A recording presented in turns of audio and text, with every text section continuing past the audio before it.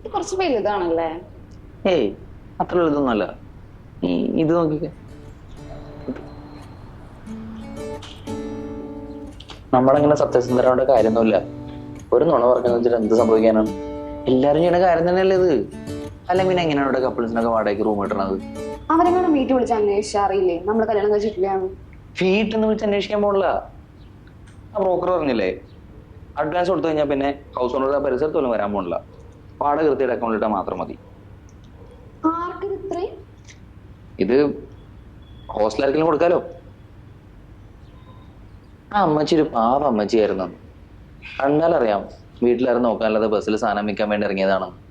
ഒരു 100 രൂപയെങ്കിലും വാങ്ങിക്കാത്തവർക്ക് എന്താവാനാണ്? എന്താ പിന്നെ മുഴുവനും വാങ്ങാറുന്നില്ലേ? അതാകുമ്പോ അവർക്ക് വീട്ടിലും പോവാം, ഞാൻ ഹോസ്റ്റലിലേക്ക് കൊടുത്ത് കുറച്ച് കാശ് ഉണ്ടാക്കായിരുന്നു. അത് ശരിയാണല്ലോ. ഒരു 500 പാക്കറ്റ് വാങ്ങിച്ചിരുന്നെങ്കിൽ 10 രൂപ കയറ്റി വിട്ടിട്ട് അഡ്വാൻസ് ഉള്ള പൈസ ഒപ്പിക്കായിരുന്നു.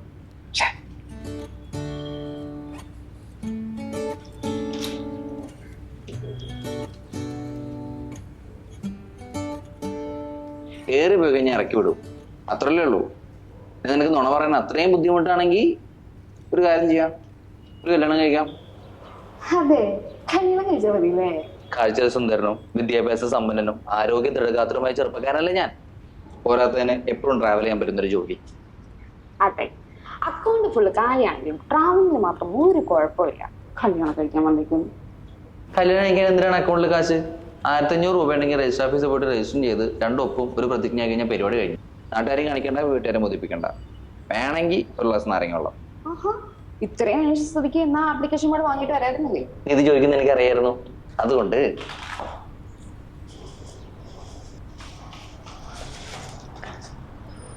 പൊറാട്ടയും ബീഫും അളകാപുരിയിലെ